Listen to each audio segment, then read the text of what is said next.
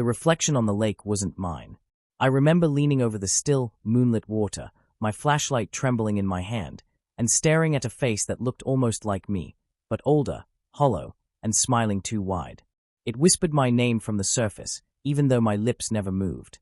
Then the reflection reached out, breaking through the water like it wasn't even real. Its fingers were pale and long, and before I could run, they wrapped around my wrist and pulled me down. The cold was instant. The world went black. And in that darkness, I heard voices, hundreds of them, chanting softly from below the water. Then I saw the park ranger, standing at the edge of the lake, watching me drown. He didn't move. He just whispered, "I told you not to look."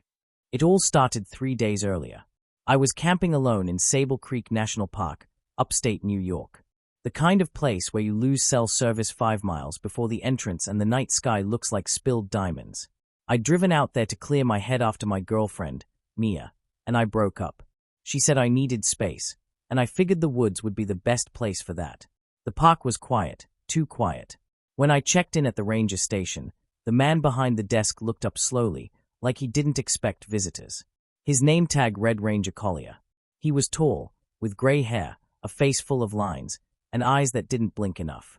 "Camping?" he asked in a low, gravelly voice. "Yeah," I said, holding up my permit. "Just one night by the lake." He froze when I said that. His jaw tightened. "The lake?" "Ah, yeah, Maple Lake. Is there a problem?" He leaned forward, voice dropping to almost a whisper. "You can camp there. But listen to me carefully. Don't look at the lake after midnight. No matter what you hear. Understand?" I thought he was joking, so I laughed nervously. "Sure thing, Ranger."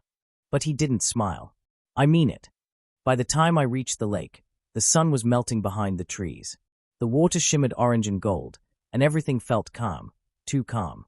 My tent was up by nightfall, my fire crackled, and the only sounds were frogs croaking and wind rustling through pine needles.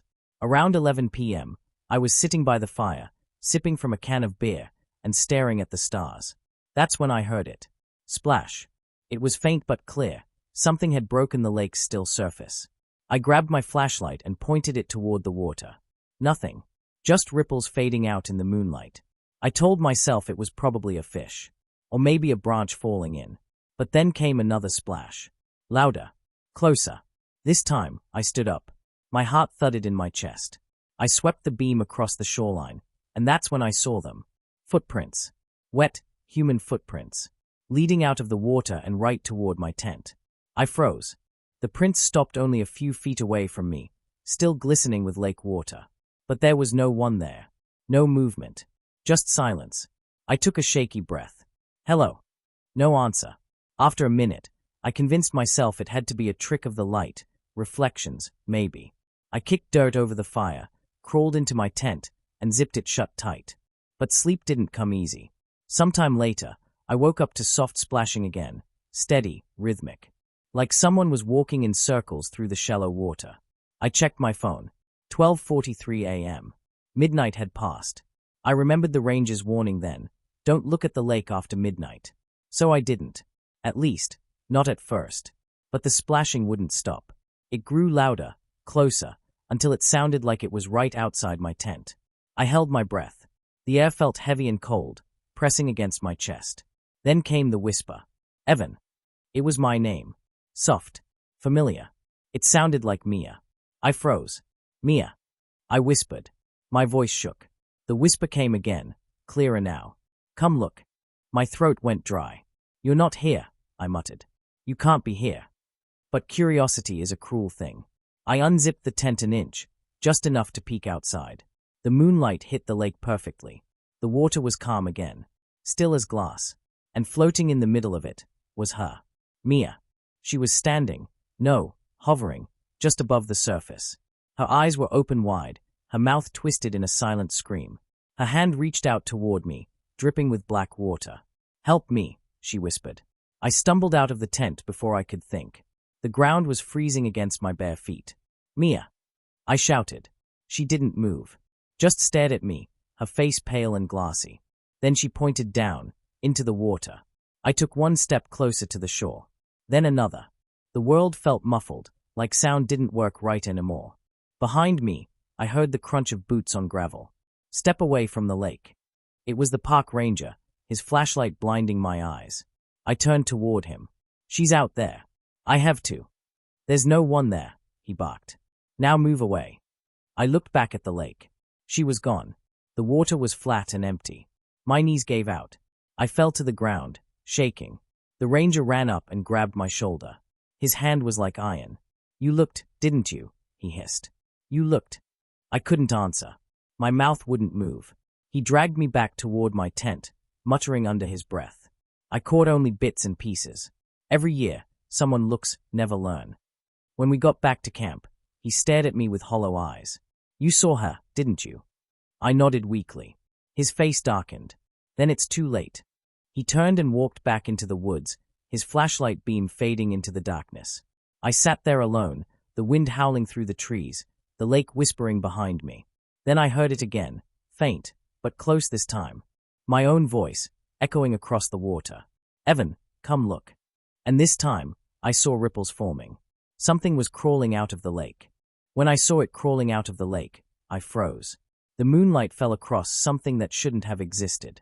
Its skin looked like mine, same hands, same face, but it was waterlogged, bloated, and pale like it had been soaking for years. Its eyes were wide open, milky white, and its mouth moved in slow, jerky motions as it whispered my name. I stumbled backward, tripping over the firewood near my tent. My flashlight rolled into the dirt, its beam cutting across the creature's face as it dragged itself out of the lake. Water streamed off its body in heavy drops, darkening the soil. Every inch it moved, the earth hissed and steamed like the water burning through it. Evan, it whispered again, its voice overlapping mine, as if two versions of me were speaking together. I turned to run, but the air around me felt thick, like the night itself didn't want me to leave. My limbs moved slowly, my breath catching in my throat. I could hear something behind me, soft footsteps sloshing through the wet ground, always just a few feet away.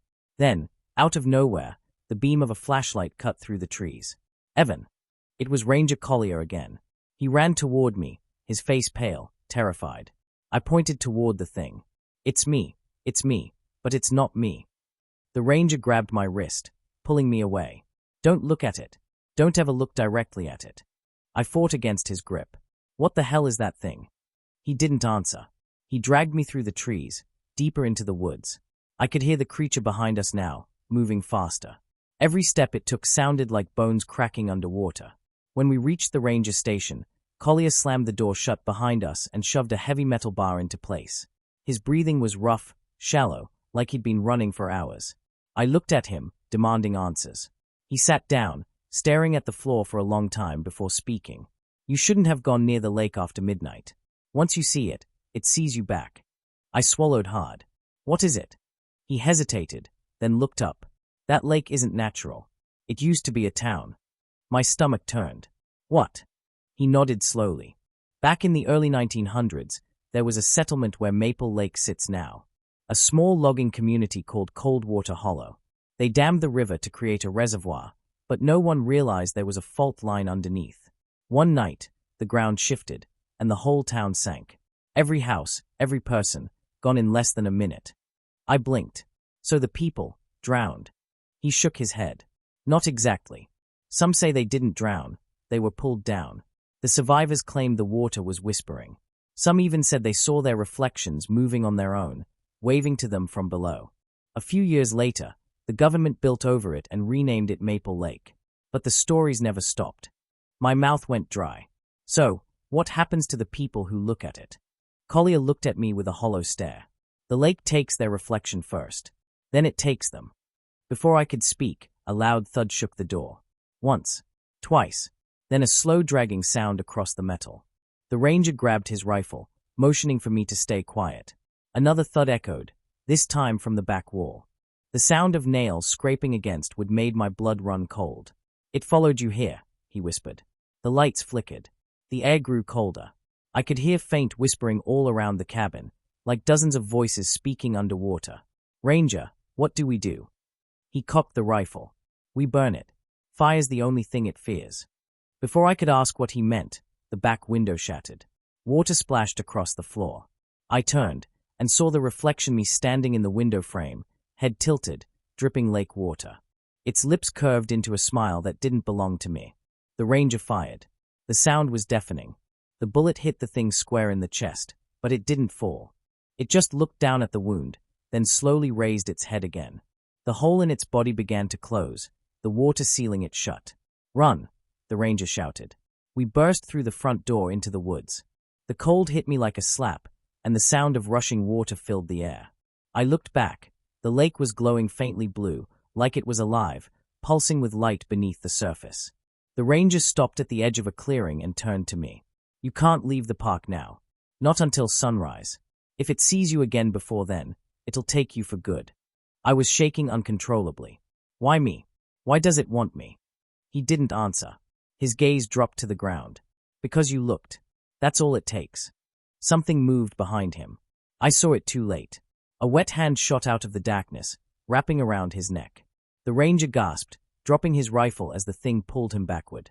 I reached for him, but another arm shot out from the dirt beside me, grabbing my ankle, freezing cold.